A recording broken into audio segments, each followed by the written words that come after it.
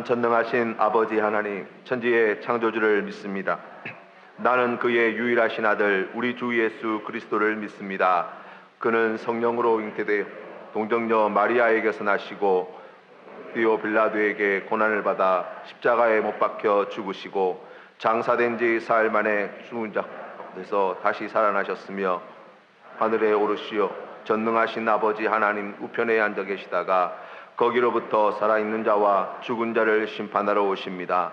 나는 성령을 믿으며 거룩한 공교회와 죄를 용서받는 것과 몸의 부활과 영생을 믿습니다. 아멘.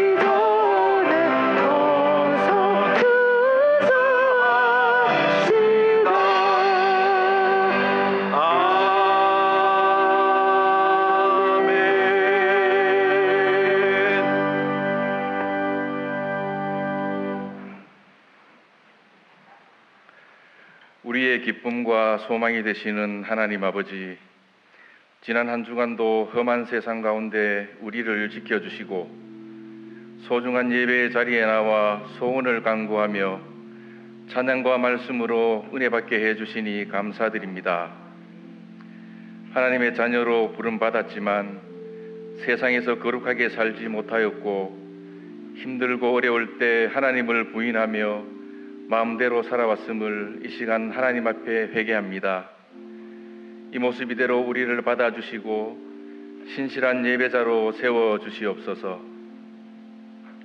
언제 끝날지 모를 코로나의 긴 터널 가운데 우리 교회와 성도들을 지금까지 지켜주시고 때에 따라 필요한 것들을 채워주시니 감사합니다. 또다시 확진자가 증가하고 있는 이때에 하루속히 치료약을 주셔서 우리의 생업과 모든 일상을 회복하게 하시고 또다시 예배가 중단되지 않도록 우리의 예배를 지켜 주시옵소서. 하나님 아버지, 원치 않는 질병과 경제적인 어려움 속에 힘겹게 살아가는 우리 지체들이 있습니다. 고통 중에 신음하는 그 마음을 위로해 주시고 화평과 평안을 내려 주시옵소서. 때때로 그 짐이 너무 무거워 넘어질 때도 있지만 오직 우리 주님 보혈의 능력을 의지하여 다시 일어나게 해 주시옵소서. 미래를 책임질 우리 교회 주일학교와 수능을 준비하는 수험생들에게 지혜를 부어주시고 취업을 준비하는 우리 청년들에게는 직장을 허락하여 주시옵소서. 추워지는 날씨 가운데 전후방에서 수고하는 국군 장병들의 안전과 특별히 선교의 현장에서 묵묵히 사명을 감당하고 있는 우리 교회 파송 선교사들과 가족들의 건강을 지켜 주시옵소서. 55년 전 이곳에 우리 교회를 세우시고 날로 부흥성장하게 하신 하나님, 지금 같은 이 어두운 시대에 한 줄기 빛을 비추는 교회가 되게 하시고 이 시대에 주어진 하나님의 뜻을 분별하며 지금보다 더 심한 어려움이 오더라도 오직 그리스도의 표대만 바라보고 나아가는 튼튼한 교회가 되게 해 주시옵소서. 이 시간 선포되는 목사님의 말씀을 통하여 상한 마음이 위로와 치유를 받으며 우리 마음의 기쁨과 감사가 넘치게 하여 주시고 특성으로 영광 돌리는 남성 중창단의 찬양을 기쁘게 받아 주시옵소서. 오늘 예배를 통하여 한 주간 세상에서 살아갈 힘을 얻게 하시고 교회 곳곳에서 예배를 돕는 모든 손길 위에 하늘의 은총을 베풀어 주시옵소서. 감사드리오며 이 모든 건 예수님의 이름으로 기도드립니다. 아멘. 예, 오늘 우리에게 주신 하나님 말씀은 사무엘하 7장 18절에서 22절 말씀입니다. 우리 같이 하나님 말씀 한 목소리로 봉독하겠습니다. 구약 성경 327면에 있습니다. 사무엘하 7장 18절에서 22절 말씀입니다. 다 같이 하나님 말씀 읽겠습니다. 시작. 다윗 왕이 여호와 앞에 들어가 앉아서 이르되 주 여호와여, 나는 누구이오며 내 집은 무엇이기에 나를 여기까지 이르게 하셨나이까? 주 여호와여, 주께서 이것을 오히려 적게 여기시고 또 종의 집에 있을 먼 장래의 일까지도 말씀하셨나이다. 주 여호와여, 이것이 사람의 법이니이다. 주 여호와는 주의 종을 아시오니 다윗이 다시 주께 무슨 말씀을 하오리이까? 주의 말씀으로 말미암아 주의 뜻대로 이 모든 큰 일을 행하사 주의 종에게 알게 하셨나이다. 그런즉 주 여호와여, 주는 위대하시니 이는 우리 귀로 들은 그대로는 주와 같은 이가 없고 주 외에는 신이 없음이니이다. 아멘.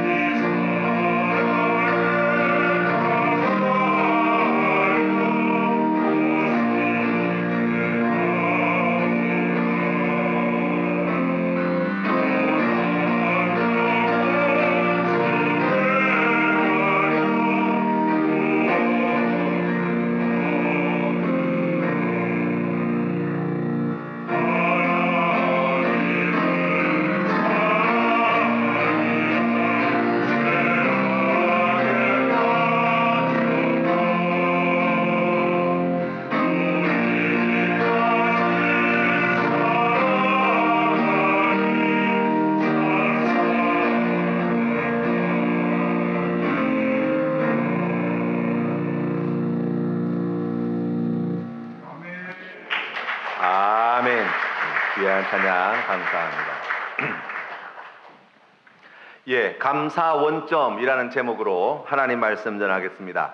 어떤 분이 이제 실험을 했는데요. 이제 10주에 걸쳐서 사람들을 세 집단으로 나누고 이제 각 집단마다 미션을 주는 거예요. 모일 때마다 한 집단은 한 주간에 있었던 감사한 일, 좋았던 일들, 그와 같은 고마움을 느꼈던 일들을 적게 하고, 또 한 그룹은 한 주간 동안 있었던 짜증나는 일들을 적게 하고, 또 한 그룹은 그냥 생각나는 대로 있었던 일을 적게 했다는 거예요. 그런데 10주가 딱 지나고 난 다음에 이제 각 그룹에 어떤 변화가 있었는가 보았더니 가장 긍정적인 좋은 변화가 일어났던 그 그룹은 우리가 예상한 대로 제일 첫 번째 고마운 일을 생각하고 그것을 기록했던 바로 그 그룹이었다는 거예요.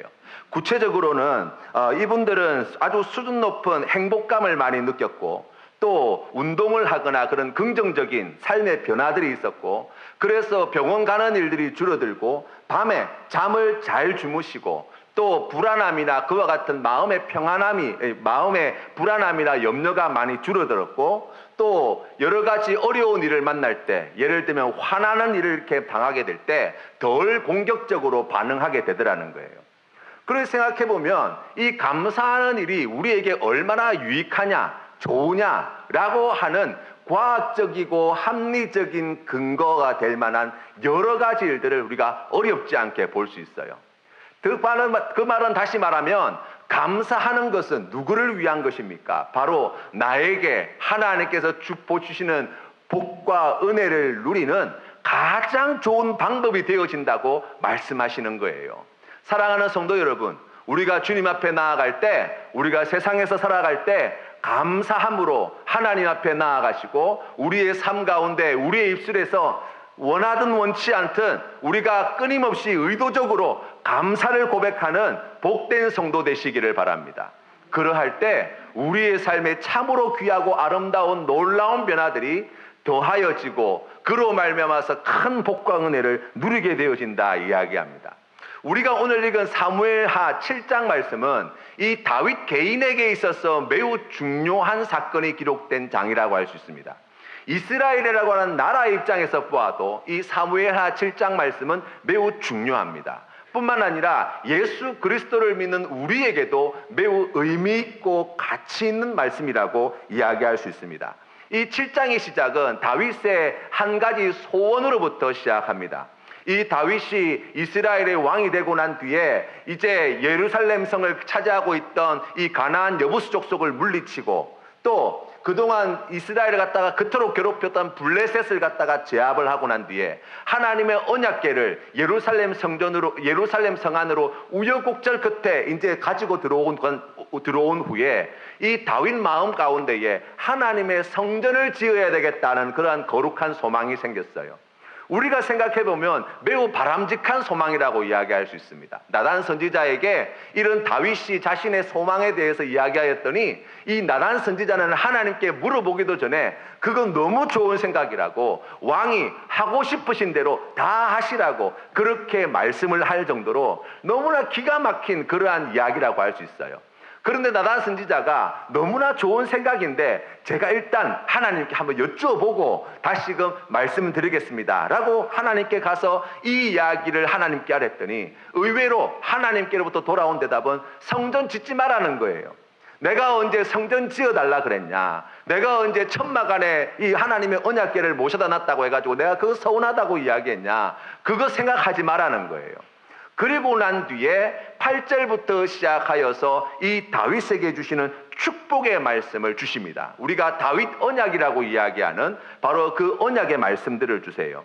그 내용을 살펴보면 이스라엘의 주권자로 삼때 그 이전 사사시대나 아니면 그 앞에 사울왕 시대와 같지 않게 하시고 모든 곳에 다윗과 하나님이 함께 하시겠다고 말씀하셨고, 모든 원수를 다윗보다 먼저 가셔서 그들을 멸하시겠다고 약속해 주셨고, 땅에서 가장 위대한 자로 만들어 주겠다고 약속해 주셨어요.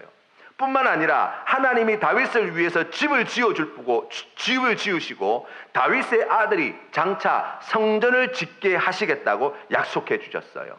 그리고 끝으로 다윗의 왕위와 그 나라를 영원히 견고하게 해주시겠다라고 하는 놀라운 축복의 말씀을 주셨습니다. 하지만 여러분, 우리가 역사적인 사실을 우리가 다시 짚어보면 이 하나님께로부터 영원한 다윗의 왕위와 그 나라를 지켜주시겠다고 약속해 주셨지만, 우리가 잘 알고 있는 대로 기원전 722년 북이스라엘 호세아 왕 때 아수르에게 북이스라엘은 망하여서 지도에서 사라져버리고, 기원전 587년 이 시드기야 왕 때에 바벨론의 침공을 받아서 이 남유다 또한 역사상에서 존재하지 않는 나라가 되어버렸습니다. 다윗의 왕위와 그리고 그 자손들은 그 모든 것들을 다 잃어버리고 수많은 이스라엘 백성들이 죽어나가고 많은 사람들이 바벨론의 포로로 잡혀나가는 그러한 일들을 겪게 되었다는 거예요. 우리가 그 이유가 무엇이냐? 성경 말씀을 살펴보면 이 북이스라엘이 망한 것도 또 남유다가 망한 것도 동일한 이유 때문이다 라고 말씀하시는데, 그 이유가 무엇입니까? 하나님을 버리고 우상숭배의 죄에 빠져 있었다는 거예요. 우리가 성경 말씀을 보면 하나님께로부터 다윗이 이와 같은 축복의 말씀을 받았는데, 그런데 첫 번째 위기는 언제 닥칩니까? 그의 손자였던 르호보암 때 이미 시작되어져요. 하나님 앞에 교만하였던 이 르호보암이, 솔로몬은 하나님 보시기에 우상숭배의 죄의 길로 갔고, 이 르호보암 때에 와서는 이제 하나님 보시기에 교만하고 미련하고 어리석은 선택을 하여서 북이스라엘 10지파가 북이스라엘로 독립해 나가고 이제 유다 지파와 베냐민 지파만 남는 이 남북 이스라엘의 역사가 시작되어지는 거예요. 그렇게 생각해 보면 이렇게 말씀을 주셨음에도 불구하고 그리 오래 가지 못했다는 것을 우리가 알 수 있습니다. 사람들의 죄악 때문에 말입니다. 하나님께서는 구약의 말씀을 통해서 우리에게 율법이라고 하는 것을 전해주셨어요. 이 율법의 말씀을 주신 목적이 있습니다. 그 목적이 무엇입니까? 우리의 자유를 빼앗겠다는 게 아니에요. 우리를 정말 곤란하고 어렵게 올가매겠다고 주시는 말씀이 아니에요. 이 율법의 말씀을 주신 목적은 신명기 6장 1절부터 시작해서 하나님께서는 이렇게 설명하십니다. 이는 곧 너희의 하나님 여호와께서 너희에게 가르치라고 명하신 명령과 규례와 법도라. 너희가 건너가서 차지할 땅에서 행할 것이니 곧 너와 내 아들과 내 자손들이 평생에 내 하나님 여호와를 경외하며 내가 너희에게 명한 그 모든 규례와 명령을 지키게 하기 위한 것이며 또 내 나를 장구하게 하기 위한 것이라. 이스라엘아, 듣고 삼가 그것을 행하라. 그리하면 내가 복을 받고 내 조상들의 하나님 여호와께서 내게 허락하심 같이 적과 꿀이 흐르는 땅에서 내가 크게 번성하리라 말씀하셨어요. 왜 율법의 말씀을 주셨습니까? 복 주시기 위해서라는 거예요. 왜 주셨습니까? 그 땅에서 번성하도록 하시기 위함이라는 거예요. 성경 말씀에 보시면 하나님께서 인간에게 주신 제일 첫 번째 계명의 말씀이 무엇입니까? 라고 이야기하면 첫사람 아담과 하와의 이야기에서부터 출발한다고 할 수 있습니다. 하나님께서 첫사람 아담과 하와에게 동산에 있는 모든 나무의 실과들은 다 먹되 동산 중앙에 있는 선악을 알게 하는 나무의 열매는 먹지 말라. 먹으면 네가 반드시 죽으리라 말씀하셨어요. 그런데 여러분, 우리가 잘 알고 있는 대로 이 아담과 하와는 그리 오래 가지 못하여서 이 동산 중앙에 있는 선악과의 나무의 열매를 따먹게 되었고, 그로 말미암아 동산에서 저주받고 쫓겨난 신세가 되었다고 말씀합니다. 여러분, 우리에게 이 모세를 통해서 주신 율법의 말씀도 마찬가지 아닙니까? 복 주시기 위해서 주신 말씀이에요. 땅에서 잘 되도록 하시기 위해서 주신 말씀입니다. 그런데 이 율법의 말씀이 이스라엘 백성들에게 전하여질 때 이 율법의 말씀을 잘 지켜서 그 복과 은혜를 누리는 사람들이 많이 없었어요. 우리는 생각할 때 율법의 말씀을 보면 아이고 그거 어떻게 다 지킵니까? 라고 생각할 수 있어요. 그렇죠? 아니 사람이 어떻게 그 율법의 말씀을 다 지켜 행할 수 있습니까? 그런데 여러분, 하나님께서 우리에게 주신 율법의 말씀은 하나님 수준의 거룩함과 하나님 수준의 지혜와 하나님 수준의 온전함을 요구하신 율법의 말씀이 아니에요. 하나님은 우리가 얼마나 연약하고 우리가 얼마나 완악하고 우리가 얼마나 죄에 쩌들어 죄에 쉽게 넘어지는 인생인가를 아셨습니다. 그래서 그러한 우리를 아시고 우리를 위하여서 주신 율법의 말씀이에요. 지킬 수 있는 말씀이었습니다. 그러나 우리가 그 말씀을 받아들게 되어질 때 하나님의 말씀을 지켜 행하여 복을 누리지 못하고 그 복을 다 걷어차버리고 오히려 율법의 말씀이 사람에게 올무가 되어서 그 말씀으로 말미암아 심판받고 저주받고 죽게 되었다는 것이 성경이 우리에게 주시는 말씀이에요. 이 율법과 관련하여서 긴밀하게 연결되어져 있는 한 가지가 있는데 그게 뭐냐면 땅이에요. 땅. 이 신명기 6장 말씀에서도 말씀해 주셨지만 하나님께서 이스라엘 백성들에게 율법의 말씀, 언약의 말씀들을 주신 것이 매우 중요한 메시지이고 또 하나는 이 구약 성경 말씀 가운데 이 땅이라고 하는 것이 얼마나 중요한 의미를 가지는지 몰라요. 여러분 생각해 보시면 하나님께서 이 우주 만물을 창조하시고 난 뒤에 보시기에 좋았더라 말씀하셨습니다. 사람을 창조하시고 보시기에 심히 좋았더라 말씀하셨습니다. 그리고 그 사람을 위해서 예비하신 것이 무엇입니까? 에덴 동산이에요. 모든 것을 보시기에 좋도록 창조하신 하나님께서 보시기에 심히 좋았던 그 사람을 위해서 예비하신 것이 바로 땅, 이 에덴 동산이라고요. 왜 그 땅을 주셨습니까? 그곳에서 생육하고 번성하여서 하나님께서 가지고 계신 이 통치권을 행사하여 잘 다스리도록 청지기로서 하나님의 뜻에 합당하게 그곳에서 잘 다스리고 생육하고 번성하여서 땅에 충만하도록 하기 위한 하나님의 뜻이 계셨어요. 그러나 여러분, 우리가 성경 말씀을 통해서 확인하게 되어진 것은 무엇입니까? 아담과 하와가 선악과를 따먹으로 말미암아 하나님께서 주신 그 기가 막히게 좋은 땅, 그 에덴 땅에서 쫓겨났다는 거예요. 그리고 척박한 광야와 같은 곳에서 저주받은 인생을 살게 되었다는 것입니다. 하나님은 아브라함에게 약속하신 땅이 있어요. 그곳이 어디입니까? 가나안이라는 곳이에요. 그 땅을 차지하기까지 오랜 시간이 걸렸습니다. 이스라엘 백성들이 애굽 땅에 내려가서 400년간 종살이를 했습니다. 광야에서 또 40년 동안 방황을 하였습니다. 그리고 여호수아 때에 이르러서 비로소 요단강을 건너고 가나안 땅에 들어오게 되었습니다. 그곳에서 가나안 땅에 있던 가나안 족속들과의 정복 전쟁이 계속되었고 하나님의 크신 은혜를 힘입어서 약속하신 말씀대로 그 모든 가나안 족속들을 물리치고 그 땅을 차지하게 되었고 각 지파별로 기업을 나누어서 하나님께서 주신 약속의 말씀이 성취되어지는 것처럼 보였습니다. 그러나 여러분 말씀해 보시면 하나님께서 여호수아를 통해서 가나안 땅을 주시고 그 땅 가운데에 정복 전쟁을 하여서 승리하게 하셔서 가나안 땅의 여러 족속들을 물리치고 그 땅을 차지하였지만 그 기쁨과 감격이 오래가지 못했어요.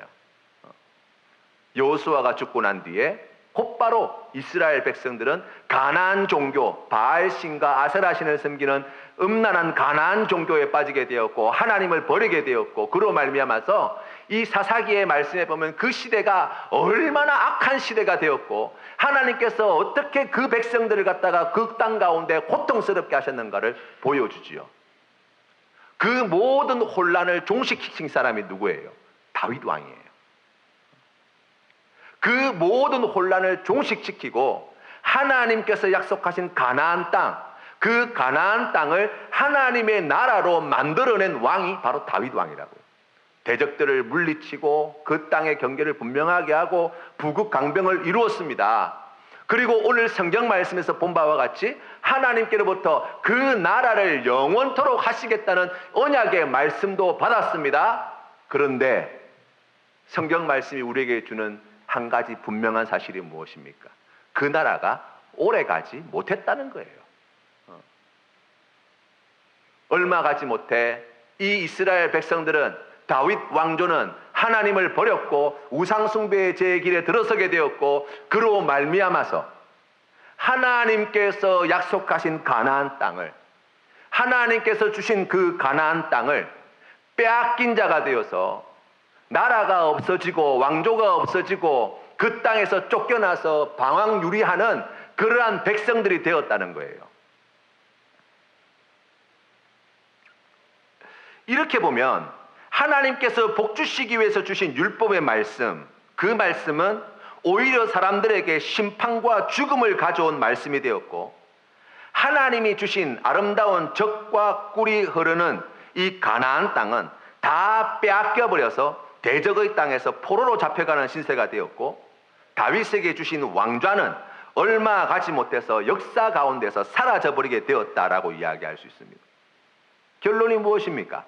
하나님의 뜻이 하나도 제대로 이루어지지 않았고 주신 약속은 그 어떤 것도 성취되지 못했다라고 정리할 수 있는 거예요.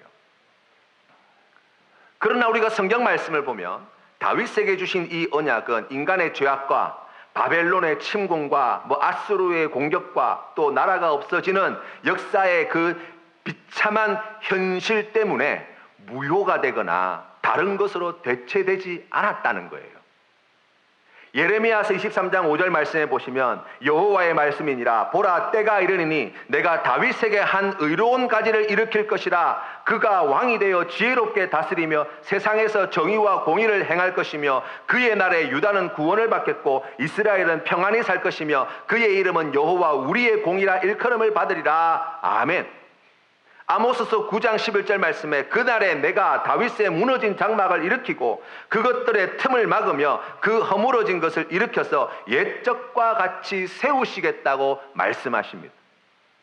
그리고 신약성경 마태복음 1장 1절의 말씀은 이렇게 시작하지요.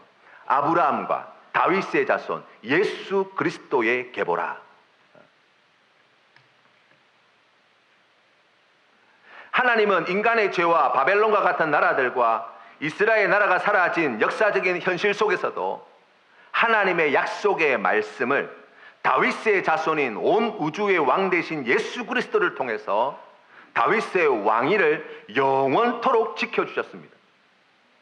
우리에게 복 주시기 위해 주신 율법의 말씀은 우리가 지켜 행하지 않아서 심판과 저주의 올무가 되는 말씀이 되었지만 우리를 위하여서 사람의 몸으로 이 땅에 오신 예수 그리스도께서 우리의 모든 죄를 속하기 위하여 십자가에 달려 죽으시는 그 놀라운 은혜로 말미암아 그 복음을 통하여서 하나님께서는 우리를 의로운 자로 불러주시고 영생의 구원을 우리에게 허락하여 주시는 복과 은혜를 베풀어 주셨다는 거예요. 우리 주님께서 이 땅에서 공생애를 시작하실 때 제일 먼저 선포하신 하나님의 말씀은 회개하라, 천국이 가까웠다는 말씀입니다. 예수 그리스도를 통해서 쫓겨난 에덴 동산이 아니라 멸망당한 이스라엘 나라가 아니라 그 땅을 잃어버린 가나안 땅이 아니라 하나님께서는 영원한 나라, 그 아름다운 하나님의 나라를 이 땅으로 가져오시겠다고 약속하시고 에덴 동산에서 쫓겨나고 가나안 땅을 빼앗기고 이스라엘 땅에서 쫓겨나서 나그네 된 우리에게 그 영원한 하나님의 나라의 상속자의 신분을 허락해 주신 거예요. 우리 예수님께서 하신 일이 무엇입니까? 라고 이야기하면 우리 죄를 대신하여 십자가에 달려 죽으심으로 주님은 그 모든 하나님의 언약의 말씀, 그 놀라운 축복의 말씀을 십자가상에서 다 이루셨다 말씀하시는 것입니다. 구약의 모든 예언과 언약과 약속과 율법의 말씀을 성취하신 분, 바로 그분이 예수 그리스도라는 거예요. 그렇다면 우리가 오늘 이 말씀을 이렇게 정리할 수 있습니다. 다윗에게 주신 언약의 말씀은 다윗이 하나님의 거룩하심과 전능하심과 지혜로우심에 어울리는 실력과 능력을 갖추었기 때문에 주신 말씀이 아니라는 것이죠. 로마서 3장 21절 말씀에는 이제는 율법 외에 하나님의 한 의가 나타났으니 율법과 선지자들에게 증거를 받은 것이라 곧 예수 그리스도를 믿음으로 말미암아 모든 믿는 자에게 비치는 하나님의 은이 차별이 없느니라. 다윗과 그 후손들이 훌륭해서 하나님이 하신 언약의 말씀을 받은 것이 아니에요. 오히려 그 반대라는 거예요. 다윗과 그의 후손도 그 언약의 말씀의 복과 은혜를 받을 자격과 조건을 갖추지 못하였지만 우리는 하나님 앞에 범죄하고 하나님 말씀을 버리고 우상 숭배의 죄에 빠지고 내 마음대로 내 뜻대로 제 하고 싶은 대로 갈 길을 갔지만, 그러나 하나님께서는 예수 그리스도를 통하여서 이 모든 것을 신실하게 성취해 내신다라고 말씀하시고 다윗이 그것을 믿었다는 거예요. 마태복음 22장 42절 말씀에 예수님께서는 다윗에 관하여 이와 같은 증언을 주십니다. 너희는 그리스도에 대하여 어떻게 생각하느냐? 누구의 자손이냐? 대답하되 다윗의 자손이니이다. 이르시되 그러면 다윗이 성령에 감동되어 어찌 그리스도를 주라 칭하여 말하되 주께서 내 주께 이르시되 내가 내 원수를 내 발 아래에 둘 때까지 내 우편에 앉아 있으라 하셨도다 하였느냐? 다윗이 그리스도를 주라 칭하였은즉 어찌 그의 자손이 되겠느냐 하시니. 아멘. 우리가 이 맥락에서 오늘 말씀을 보는 거예요. 우리가 오늘 읽었던 18절부터 22절의 말씀의 내용을 다시 한번 바라보십시다. 다윗이 여호와 앞에 들어가 앉아서 이르되 주 여호와여 나는 누구오며 내 집이 무엇이기에 나를 여기까지 이르게 하시나이까? 주 여호와여 주께서 이것을 오히려 적게 여기시고 또 종의 집에 있을 먼 장래의 일까지도 말씀하셨나이다. 주 여호와여 이것이 사람의 법이니이다. 주 여호와는 주의 종을 아시오니 다윗이 다시 주께 무슨 말씀을 하오리까? 주의 말씀으로 말미암아 주의 뜻대로 이 모든 큰 일을 행하사 주의 종에게 알게 하셨나이다. 이 이야기는 다윗이 이 귀한 언약의 말씀을 받아들고 하나님께서 이 놀라운 일을 이루실 때에 자신이 어떠한 존재인가를 철저히 깨달은 믿음의 고백이라는 거예요. 하나님, 내가 뭐라고 나에게 이런 은혜를 주십니까? 하나님, 우리 집안이 뭐라고 하나님께서 이런 놀라운 약속의 말씀을 주십니까? 라는 거예요. 왜 그렇습니까? 자신이 얼마나 부패한 인간인가.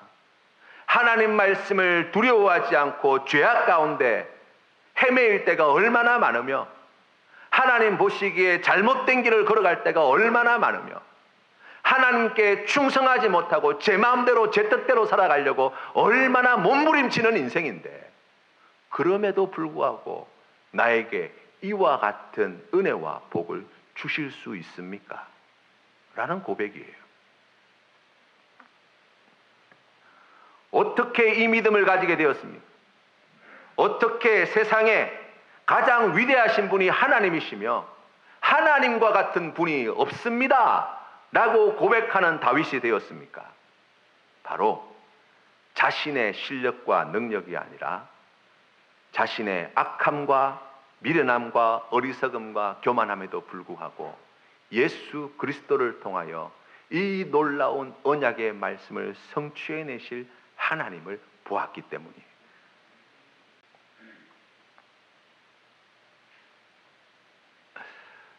군대에 가면 신교대에서 사격훈련이라는 걸 해요.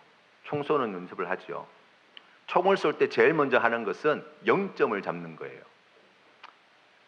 0점을 잡는 거는 이제 가늠자를 갖다가 정중앙에 맞추는 일부터 시작하는데 가로 17, 세로 20 이래가지고 클릭을 조정해가지고 딱 중앙에 맞추어서 이제 0점 사격, 25m 사격을 시작하거든요.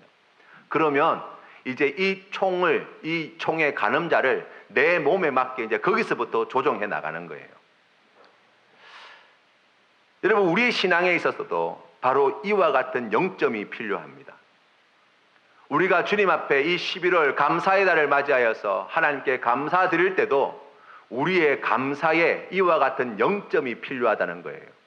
바로 감사 원점이 되어지는 지점이 있어야 된다는 거예요.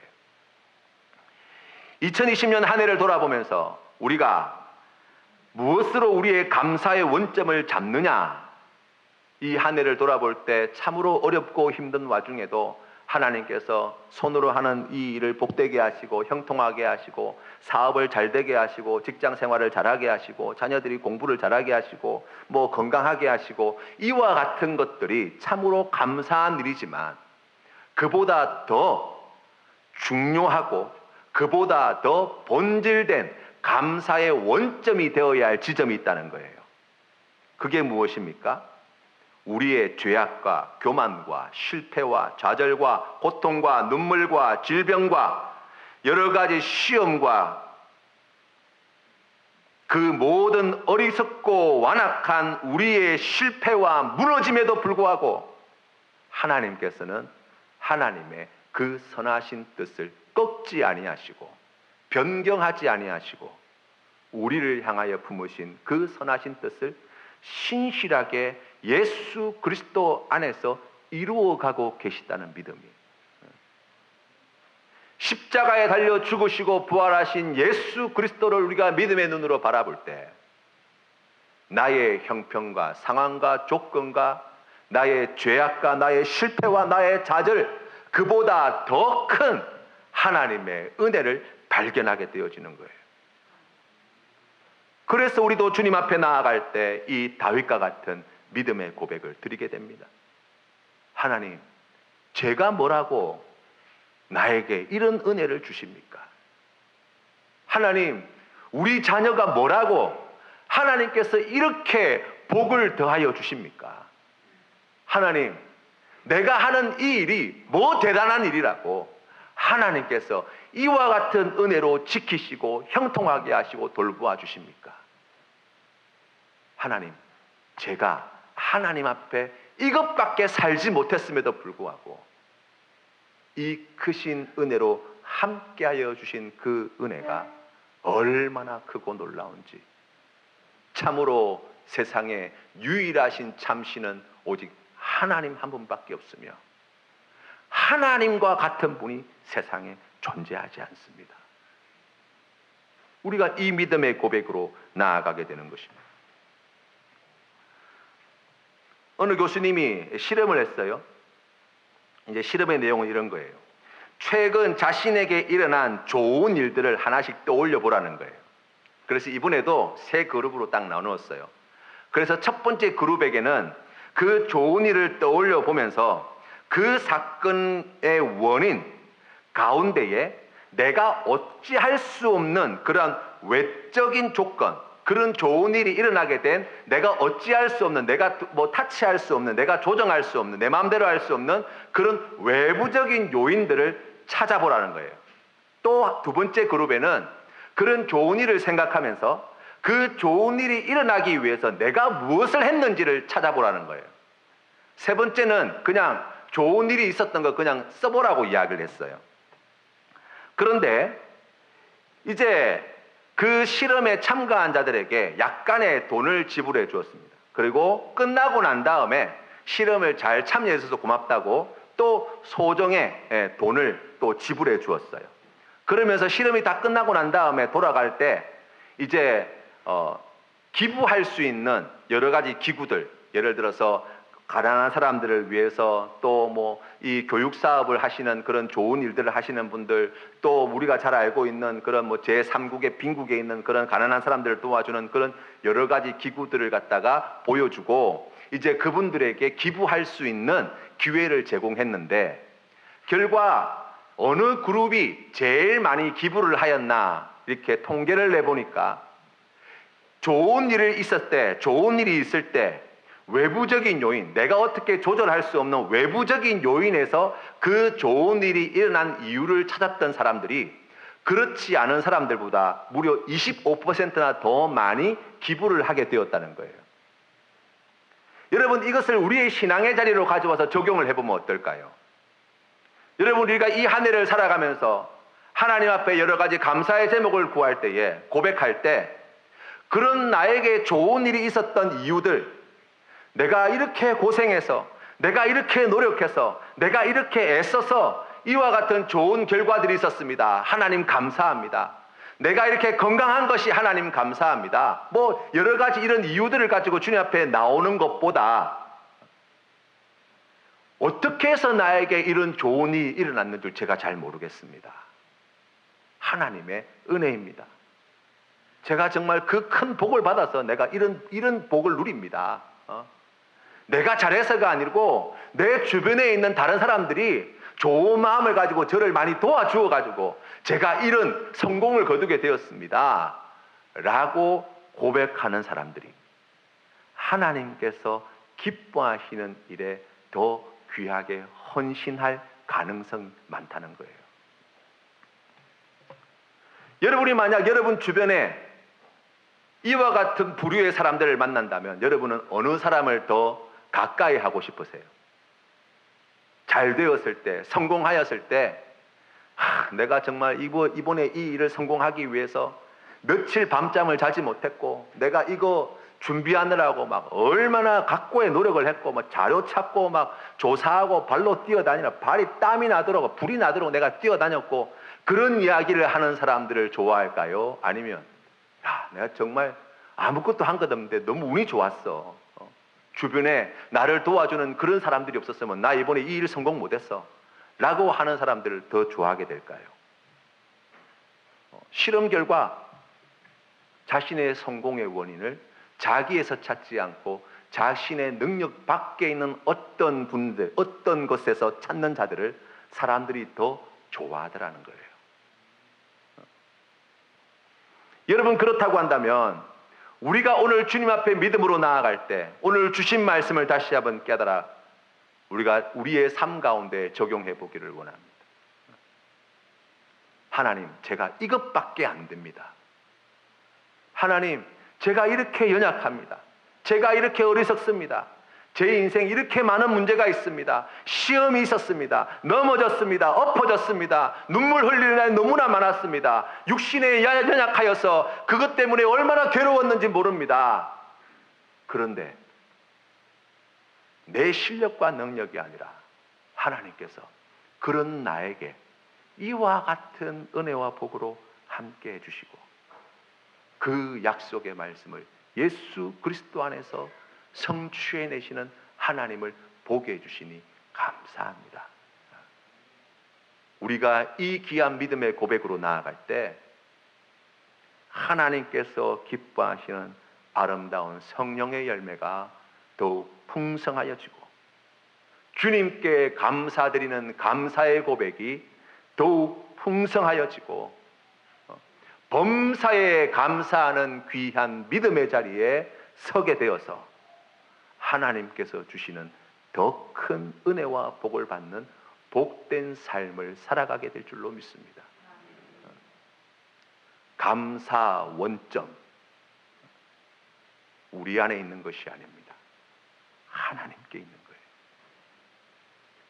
나를 보면 실망할 수밖에 없지만 그럼에도 불구하고 나를 사랑하시고 나에게 이와 같은 은혜와 복을 베풀으시는 하나님을 생각할 때 기쁨으로 전심으로 하나님께 감사드릴 수 있습니다. 사랑하는 성도님의 삶이 이 귀한 감사의 고백으로 넘쳐나는 복된 삶이 되시기를 주님의 이름으로 축원합니다. 이 귀한 감사의 고백으로 주님 앞에 나아갈 때 하나님께로부터 더 큰 은혜와 복을 받아 누리는 우리 복된 성도 되시기를 주님의 이름으로 축원합니다. 하나님 앞에 이 귀한 감사의 고백으로 주님 앞에 나아갈 때 하나님의 마음을 시원케 해드리고 주님의 말씀에 순종하며 아버지 하나님께서 기뻐하시는 그 귀한 일에 더욱 귀하게 쓰임받는 우리 모든 성도님들 다 되셔서 많은 사람들에게도 복이 되며 하나님께도 기쁨이 되는 복의 근원이 되시는 우리 귀한 믿음의 성도님 되시기를 주님의 이름으로 축원합니다. 함께 기도드리겠습니다. 살아계신 하나님 아버지 은혜를 감사합니다. 참으로 연약한데, 참으로 부족한데, 참으로 죄와 허물이 많은데, 참으로 어리석은데 아버지 하나님 우리의 인생의 삶의 자리에 참으로 많은 문제와 감당치 못할 어려움이 있음에도 불구하고 하나님이 우리에게 약속하여 주신 그 귀한 말씀이 우리 하나님께서 우리에게 주신 그 귀한 언약의 말씀이 하나도 땅에 떨어지지 아니하고 예수 그리스도 안에서 다 이루어지게 됨을 보게 하여 주시니 감사합니다. 이 귀한 믿음의 고백으로 나아가 성도님들의 삶을 주님께서 복된 길로 인도하여 주실 때 하나님께 범사에 감사하게 하여 주시고 하나님의 영광을 보게 하시고 하나님의 은혜와 복을 더 큰 은혜와 복을 받아 누리는 복된 성도로 세워 주시옵소서. 아버지 하나님, 그리하여서 하나님의 기쁨이 되며 많은 사람들에게 복이 되는 우리 귀한 믿음의 성도님들 될 수 있도록 은혜 내려 주시옵소서. 이제는 우리 주 예수 그리스도의 크신 은혜와 아버지 하나님의 영원하신 사랑과 성령 하나님의 교제하심이 오늘 주시는 말씀 마음에 새겨서 이 귀한 복의 원점에서부터 하나님 앞에 범사에 감사함으로 나아가는 귀한 믿음의 결단으로 나아가는 고개 숙인 주의 백성들 머리 위에, 가정 위에, 직장 위에, 사업체 위에, 이 나라 이 민족 위에, 귀한 선교지 위에 이제로부터 영원토록 함께 하시기를 간절히 축원하옵나이다. 아멘.